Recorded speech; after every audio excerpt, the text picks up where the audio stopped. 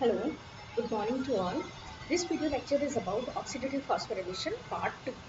Oxidative phosphorylation का जो part 1 video था उसमें हमने इसका बेसिक मैकेनिज्म को देखा था। ऑक्सीडेशन क्या होता है, रिडक्शन क्या होता है, इलेक्ट्रॉन ट्रांसपोर्ट सिस्टम क्या है, क्या इसकी यूटिलिटी है, किस तरह से ये जो भी हमारे बायोमोलिक्यूल्स हैं उसमें इन्वॉल्व होता है, एटीपी के सिंथेसिस, एक जनरल आइडिया हमने इसके बारे में देखा था, कौन कौन से कैरियर मॉलिक्यूल्स इसमें इन्वॉल्व होते हैं।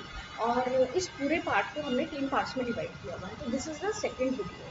सेकेंड वीडियो में हम देखेंगे कि जो भी इसमें आपके सिस्टम्स इन्वॉल्व होते हैं उनके बारे में हम डिटेल में देखेंगे। और इस पूरे सिस्टम में जब इलेक्ट्रॉन मूव करता है right from the NADH till oxygen, क्या क्या इसमें चेंजेस आते हैं, किस तरह से प्रोटॉन की ग्रेडियंट डेवलप होती है और किस तरह से एटीपी सिंथेसिस की प्रिपरेशन होती है। तो जो ऑक्सीडेशन पोर्शन है, एक्चुअली ऑक्सीडेटिव फॉस्फोराइलेशन के जो ये दोनों टर्म्स हैं, ऑक्सीडेटिव फॉस्फोराइलेशन, तो ये वीडियो लेक्चर आपका ऑक्सीडेशन से रिलेटेड है, जिसमें हम ऑक्सीजन के रिडक्शन की बात करेंगे और NADH के ऑक्सीडेशन की बात करेंगे। नेक्स्ट जो लास्ट वीडियो था उसमें हम फॉस्फोराइलेशन की बात करेंगे, एटीपी के सिंथेसिस की बात करेंगे। तो कीमोऑस्मोटिक मॉडल क्या बताता है, यहाँ पे हम कहते हैं कि इलेक्ट्रॉन का फ्लो एक पर्टिकुलर डायरेक्शन में होता है, जिसकी वजह से प्रोटॉन्स का ट्रांसफर होता है across the membrane, producing both chemical gradient and electrical gradient. ये मैंने एक यहाँ पे लाइन को कोट किया है। क्या मतलब है इसका? देखिए, जब इलेक्ट्रॉन्स मूव करते हैं एक पर्टिकुलर डायरेक्शन में, एक पर्टिकुलर सिस्टम्स के होते हुए, तो जो अल्टीमेट रिजल्ट है इस पूरे इलेक्ट्रॉन ट्रांसपोर्ट सिस्टम का, इसका क्या रिजल्ट रहता है कि इसमें प्रोटॉन्स की मूवमेंट होती है इन अ पर्टिकुलर डायरेक्शन। ये जो यहाँ पे डायग्राम शो किया हुआ है, ये इससे आप क्या सीखने को मिलता है, क्या आप देख पा रहे हैं यहाँ पे 4 सिस्टम्स हैं, 1 2 3 एंड 4। इनको हम डिटेल में देखेंगे। इसके अलावा आप यहाँ पे 2 मेम्ब्रेन देख पा रहे हैं, outer membrane, inner membrane of mitochondria. दोनों मेम्ब्रेन के बीच का जो स्पेस है that is known as inter membrane space. और inner membrane space is line to matrix को लाइन करती हुई होती है। तो मैट्रिक्स में आपने एन साइड लिखा हुआ है, इंटर मेम्ब्रेन स्पेस में आपने पी साइड लिखा हुआ है। N stand for negative, P stand for positive. तो एन साइड मतलब कैसी है आपकी, नेगेटिव है, एंड पी साइड कैसी है आपकी, पॉजिटिवली चार्ज है। तो ये पॉजिटिव चार्ज कहाँ से आता है? जब इलेक्ट्रॉन्स मूव करते हैं एक सिस्टम से दूसरे सिस्टम में, तो इस मूवमेंट की वजह से एनर्जी रिलीज होती है, और इस एनर्जी को यूटिलाइज करके प्रोटॉन्स जो कि मैट्रिक्स साइड में प्रेजेंट होते हैं, ये मूव कर जाते हैं इंटर मेम्ब्रेन स्पेस में। ठीक है, तो यहाँ पे हमने कुछ जगह पे 4 प्रोटॉन्स की मूवमेंट लिखी हुई है, और कुछ जगह पे, कुछ सिस्टम्स में हमने 2 प्रोटॉन्स की मूवमेंट लिखी हुई है। तो जब इलेक्ट्रॉन्स मूव करते हैं from system 1 to system 2, then 3 and then 4 and then finally to oxygen, तो इस सिस्टम में जब इलेक्ट्रॉन्स मूव करते हैं तो इनकी वजह से एनर्जी रिलीज होती है, और इस एनर्जी को यूज करके प्रोटॉन्स जो है वो मैट्रिक्स साइड से इंटर मेम्ब्रेन स्पेस में जाते हैं। इस मूवमेंट की वजह से मैट्रिक्स साइड कैसी हो जाएगी, नेगेटिवली चार्ज हो जाएगी, क्योंकि प्रोटॉन वहां से जा चुके हैं। और इंटर मेम्ब्रेन स्पेस जो है वो किस तरह की चार्ज हो जाएगी, पी साइड, यानी आपके पॉजिटिवली चार्ज हो जाती है। सो इनकी वजह से क्या आपका क्रिएट होता है, पोटेंशियल क्रिएट होता है। ठीक है, तो ये जो पूरा हमारा वीडियो है इसी पे सेंट्रलाइज रहेगा। इसमें जो हमने ग्रेडियंट वाली बातें लिखी हुई हैं, chemical gradient and electrical gradient, इसको मैं आपको लास्ट में एक्सप्लेन करूँगी कि क्या एक्चुअल में ये ग्रेडियंट डेवलप हुआ है, और ग्रेडियंट के डेवलप होने की वजह से क्या हमें फ़ायदा होने वाला है। ठीक है, तो यहाँ पे हम जो भी ये सिस्टम्स हैं, सिस्टम 1 2 3 एंड 4, इनको हम डिटेल में देखेंगे, और किस तरह से प्रोटॉन्स की मूवमेंट इन सिस्टम से रिलेटेड होती है इसके बारे में देखेंगे। तो सबसे पहले हम देखते हैं, ये यहाँ पे है सिस्टम 1 एंड सिस्टम 2। ठीक है, तो यहाँ पे सिस्टम 1 एंड सिस्टम 2 को एक रफ आइडिया देखते हैं, इसके बाद में हम सिस्टम 1 एंड सिस्टम 2 को इंडिविजुअली देखेंगे।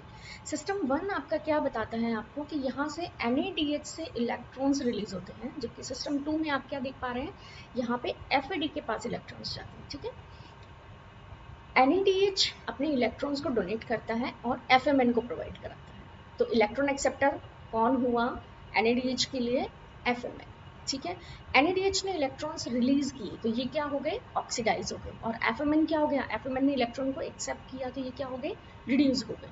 ये ऑक्सीडेशन रिडक्शन की डेफिनेशन मैंने वीडियो 1 में आपको बहुत क्लियरली बताया है, ठीक है।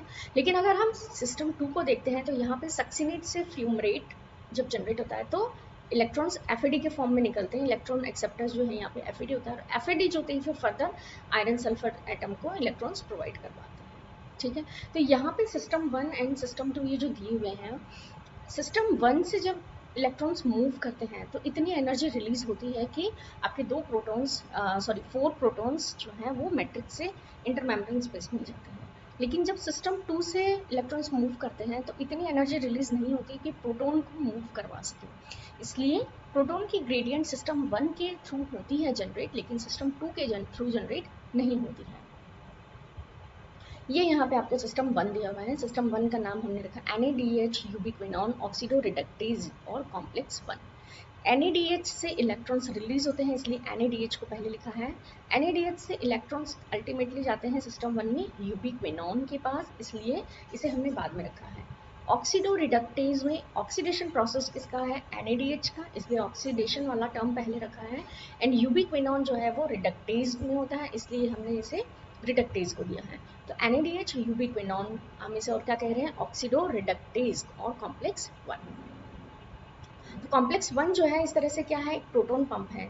यहाँ पे NADH से 2 इलेक्ट्रॉन्स रिलीज होते हैं और ये दोनों इलेक्ट्रॉन FMN के थ्रू लिए जाते हैं। FMN से आयरन सल्फर सेंटर के पास जाते हैं और यहाँ से फिर ये इलेक्ट्रॉन्स यूबिक्विनोन के पास जाते हैं, जैसे यूबिक्विनोन जो है ये आपका यूबिक्विनॉल में रिड्यूस हो जाता है, ठीक है। तो this is the overall process, NADH से यूबिक्विनोन का रिडक्शन। यहाँ इस पूरे सिस्टम में इतनी एनर्जी रिलीज होती है कि इलेक्ट्रॉन्स जो हैं 4 प्रोटॉन्स को पंप कर पाते हैं और 4 प्रोटॉन्स जो है वो मैट्रिक्स साइड से इंटरमेम्ब्रेन स्पेस में ट्रांसफर होते हैं। तो इस पूरे में अगर हम इनहिबिटर देखते हैं तो रोटिनॉन जो है वो इस ट्रांसपोर्ट सिस्टम को यहाँ पे रोक सकता है। आयरन सल्फर सेंटर से यूबिक्विनोन का जो ट्रांसफर होता है यहाँ पे रोटिनॉन जो है ये वर्क करता है। तो अगर हमें सिस्टम को रन नहीं करवाना है, हम किसी पर्टिकुलर स्टेप पे कोई भी इनहिबिटर को लगा के इस सिस्टम को हम रोक सकते हैं। अगर आपको अननेसेसरी ATPs प्रोडक्शन नहीं करवानी है या आपके पास में एनर्जी ऑलरेडी अवेलेबल है, आपको एनर्जी नहीं चाहिए, तो हम सिस्टम में इनहिबिटर्स को यूज़ करके इस प्रोडक्शन को रोक सकते हैं। तो यहाँ पे आप इनहिबिटर रोटेनॉन को यूज़ कर सकते हैं जो कि आयरन सल्फर सेंटर और यूबिक्विनोन के बीच में फंक्शन करता है। ये आपका कॉम्प्लेक्स 2 है। कॉम्प्लेक्स 2 जो है this is known as succinate dehydrogenase complex. Succinate dehydrogenase complex again मैं पहली वाली स्लाइड पे आपको लेके जाना चाहूँगी। सक्सिनेट डिहाइड्रोजिनेज कॉम्प्लेक्स, इसमें हम क्या देख पा रहे हैं, यहाँ पे सक्सिनेट से फ्यूमरेट का जब जनरेशन होता है तो इलेक्ट्रॉन्स FAD के थ्रू एक्सेप्ट किए जाते हैं। FAD से iron sulphur centre and then ubiquinone के पास इलेक्ट्रॉन्स जाते हैं, लेकिन किसी भी तरह के प्रोटॉन्स का फिर फर्दर मूवमेंट यहाँ पे शो नहीं होता है। FAD के अलावा सक्सिनेट फ्यूमरेट के अलावा FAD को इलेक्ट्रॉन्स और कहाँ से मिल सकते हैं, यहाँ पे हम एसाइल कोएंजाइम में डिहाइड्रोजिनेज की बात करते हैं, ठीक है। तो ये आपका फैटी एसिड सिंथेसिस में होता है। फैटी एसिड का जब सिंथेसिस होता है तो वहाँ पे भी आपका FADH का जनरेशन होता है। तो FAD का जनरेशन यहाँ पे अगर इस तरह से होता है तो इसमें किसी सिस्टम के थ्रू इलेक्ट्रॉन्स पास नहीं होकर के डायरेक्ट यूबिक्विनोन के पास में इलेक्ट्रॉन्स पहुँचते हैं, ठीक है। तो यहाँ पे आप क्या देख पा रहे हैं, इनॉयल कोएंजाइम में जब फैटी एसिड की सिंथेसिस होती है तो यहाँ पे डायरेक्ट आपके इलेक्ट्रॉन्स जो है वो यूबिक्विनोन के पास जाते हैं। इसी के साथ में जब आपका ग्लाइकोलिसिस चलता है वहाँ पे भी ग्लाइकोलिसिस नहीं, फैटी एसिड सिंथेसिस से रिलेटेड है। ग्लिसरॉल 3 फॉस्फेट जब जनरेट होता है तो ये साइटोसोलिक साइड है, साइटोसोलिक साइड में जनरेट होता है। इसके अलावा माइटोकॉन्ड्रियल साइड में भी ये एंजाइम्स प्रेजेंट होते हैं। तो यहाँ पे भी FAD जो जनरेट होता है वो डायरेक्टली क्विनोन को अपने इलेक्ट्रॉन्स प्रोवाइड करवाता है। This is system 1 and system 2। इसके बाद में हम देखते हैं complex 3। Complex 3 is known as cytochrome BC1 complex. तो इसमें क्या होता है, cytochrome B and cytochrome C ये दोनों मिलके साइटोक्रोम BC1 कॉम्प्लेक्स को बनाते हैं। Couple the transfer electron from the ubiquinone to cytochrome C with the transport proton from matrix to intermembrane space। तो यहाँ पे क्या होता है, आपका सिस्टम 3 जो है ये यूबिक्विनोन और साइटोक्रोम C के बीच में फंक्शन करता है। साइटोक्रोम BC1 एक कॉम्प्लेक्स है, यूबिक्विनॉन जो कि आपने कॉम्प्लेक्स 1 में पढ़ा, कॉम्प्लेक्स 1 से कॉम्प्लेक्स 3 के थ्रू इलेक्ट्रॉन्स कहाँ जा रहे हैं, साइटोक्रोम C के पास। ठीक है, तो साइटोक्रोम C हम बाद में पढ़ेंगे, लेकिन यहाँ पे आप डायग्राम में भी देख पा रहे हैं C1 है, B कॉम्प्लेक्स है, उसके 2 पार्ट्स हैं, हैवी एंड लाइट चेन। इसके अलावा जब इलेक्ट्रॉन्स जो है वो अल्टीमेटली किसके पास जाएंगे, साइटोक्रोम C के पास जाएंगे। साइटोक्रोम C एंड यूबिक्विनॉन ये दोनों आपके इलेक्ट्रॉन कैरियर्स हैं, ये कॉम्प्लेक्स का पार्ट नहीं है। Cytochrome B and cytochrome ubiquinone and cytochrome C are the carrier molecules. तो साइटोक्रोम यूबिक्विनॉन आपने पहले पढ़ा, जिसमें सिस्टम 1 इन्वॉल्व होता है, सिस्टम 1 और सिस्टम 3 के बीच में प्रेजेंट होता है। साइटोक्रोम C जो है ये आपका कॉम्प्लेक्स 3 और कॉम्प्लेक्स 4 के बीच में प्रेजेंट है। साइटोक्रोम यूबिक्विनॉन आपका लिपिड का बना हुआ होता है, वो मेम्ब्रेन के बीच में प्रेजेंट होता है, जबकि साइटोक्रोम C आपका एक्वेटिक होता है और ये इंटर मेम्ब्रेन स्पेस में प्रेजेंट होता है। अगर हम इसको देखना चाहें, आप यहाँ देख सकते हैं Q वर्ड जो लिखा हुआ है ये 1 और 3 के बीच में लिखा है, या 2 और 3 के बीच में कह सकते हैं। ठीक है, तो 1 से 3 के बीच में जो ट्रांसफर होता है वो यूबिक्विनॉन के थ्रू होता है, और यूबिक्विनॉन को हमने मेम्ब्रेन के बीच में दिखाया हुआ है, दैट मीन्स ये लिपिड सॉल्युबल होता है। ठीक है, साइटोक्रोम C आपको कहाँ नजर आ रहा है, 3 और 4 के बीच में, और कहाँ पे नजर आ रहा है, इंटर मेम्ब्रेन स्पेस में। यानी ये कैसा होता है, एक्वेटिक होता है और इंटर मेम्ब्रेन स्पेस में इलेक्ट्रॉन्स के ट्रांसपोर्ट के लिए रिस्पॉन्सिबल होता है। तो हमने 1 2 पढ़ा, अभी हम 3 पढ़ रहे हैं। 3 is the cytochrome BC1 complex.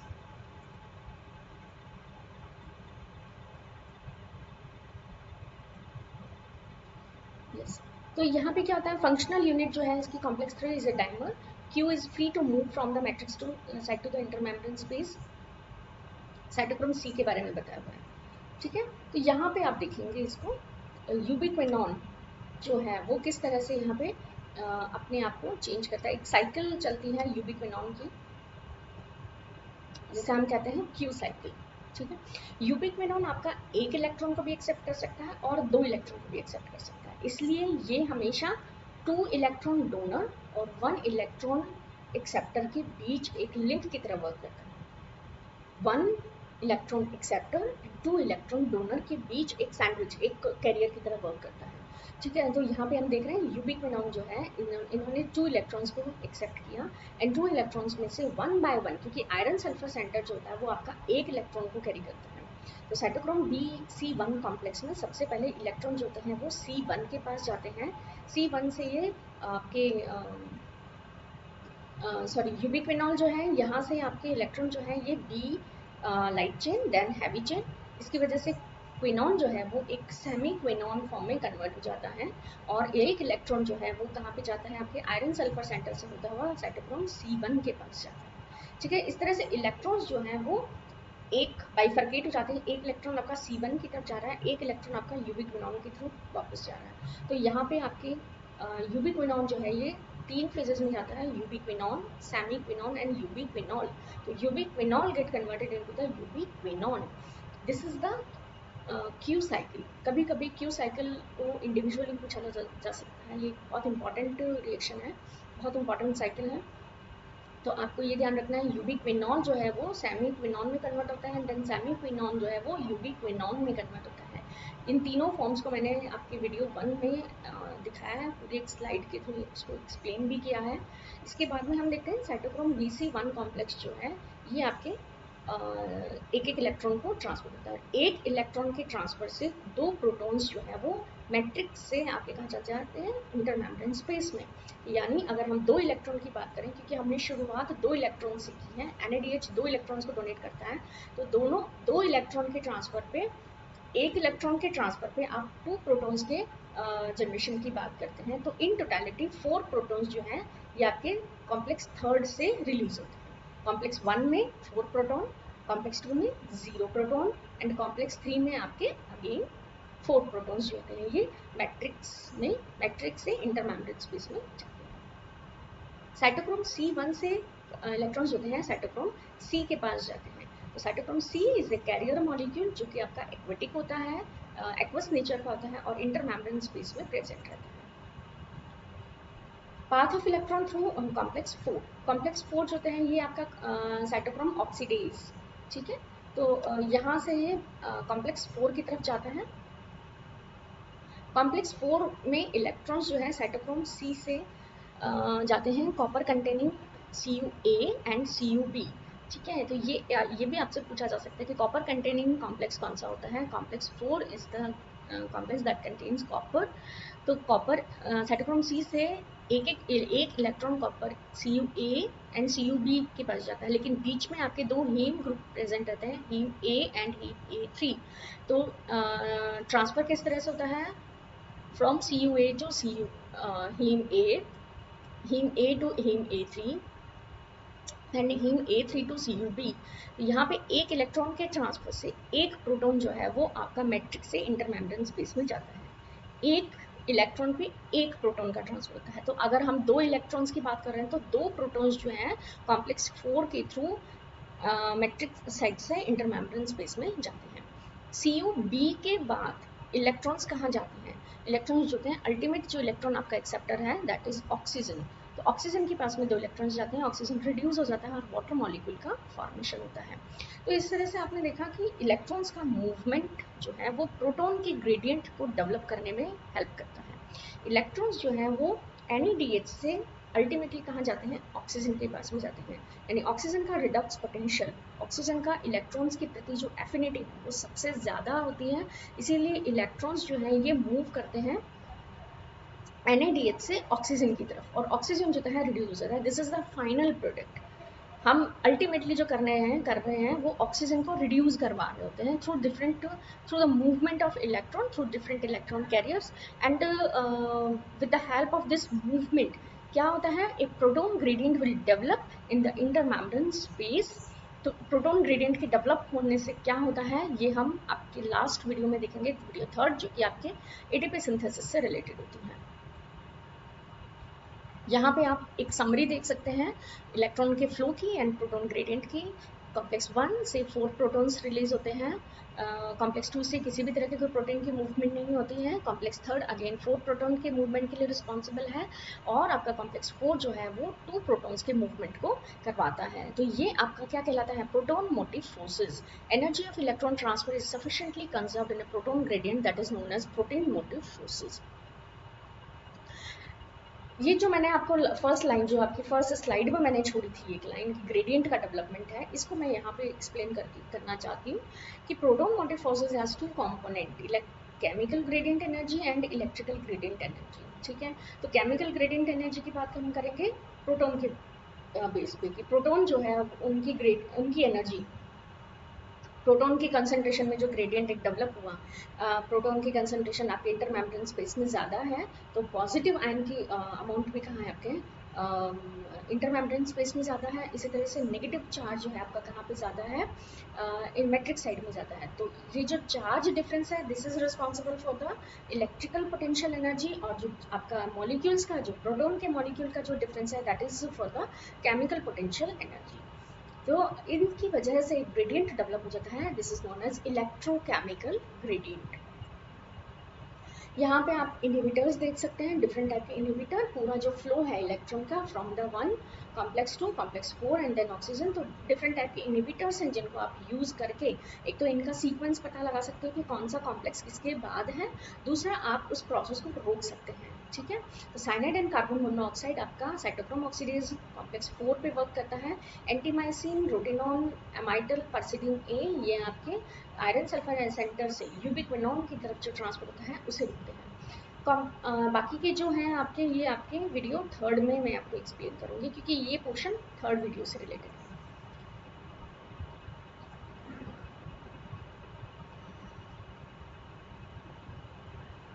ये आप देख सकते हैं यहाँ पे रेस्पिरेटरी चेन और इनहिबिटर कॉम्प्लेक्स 1 में आपके पर्सिडीन, एमाइटिल, रोटेनिन होते हैं। कॉम्प्लेक्स 3 में आपका एंटीमाइसिन चलता है। कॉम्प्लेक्स 4 में साइनाइड एंड कार्बन मोनोऑक्साइड होता है। एटीपी सिंथेसिस से रिलेटेड है ओलिगोमाइसिन, एट्रेक्टेलोसाइड एंड बंगेप्रीट। ये आपका इलेक्ट्रॉन ऑक्सीडेटिव जो ट्रांसपोर्ट है ये आपके रिएक्टिव ऑक्सीजन स्पीसीज के जनरेशन से भी रिलेटेड होता है।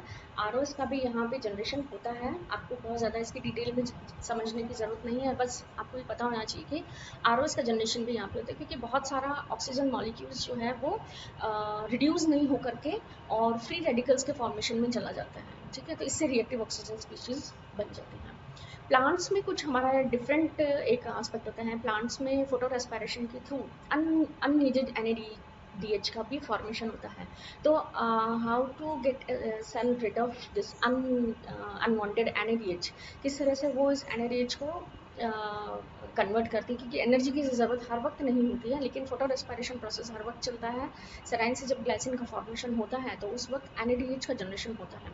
तो यहाँ पे क्या होता है कि NADH में जो भी इलेक्ट्रॉन्स होते हैं वो डायरेक्टली यूबिक्विनॉन के पास जाते हैं और यूबिक्विनॉन से डायरेक्टली ऑक्सीजन के पास जाते हैं, और इस तरह से कॉम्प्लेक्स 3 और कॉम्प्लेक्स 4 को बाईपास कर दिया जाता है। तो क्या होगा, आपका प्रोटॉन की ग्रेडियंट डेवलप नहीं होती है, और प्रोटॉन की ग्रेडियंट जो डेवलप होती भी है तो वो आपके एटीपी प्रोडक्शन नहीं करके एटीपी का प्रोडक्शन, आपके हीट के जनरेशन में हेल्प करती है। इसी तरह से कुछ अनकपलर्स होते हैं। अनकपलर्स भी आपकी जो प्रोटॉन की ग्रेडियंट बनती है उसको डिस्टर्ब कर देते हैं। प्रोटॉन की ग्रेडियंट अगर डिस्टर्ब हो जाती है तो आपका एटीपी सिंथेसिस नहीं होता, और जो भी एनर्जी है वो हीट के फॉर्म में जनरेट होती है। So this is all about the electron transport system. Electron carriers के बारे में हमने पढ़ा, इलेक्ट्रॉन की मूवमेंट को हमने देखा, प्रोटॉन का ग्रेडियंट किस तरह से जनरेट होता है वो हमने देखा, इनहिबिटर्स के बारे में हमने देखा, और प्लांट्स में कुछ जो एक अनयूजुअल कंडीशन है उससे प्लांट में किस तरह से इसको बचाया जाता है, किस तरह से कॉम्प्लेक्स 3 और 4 को बाईपास किया जाता है, इन सब के बारे में हमने स्टडी किया। आई होप ये आप सबको क्लियर हुआ होगा, एंड थैंक यू।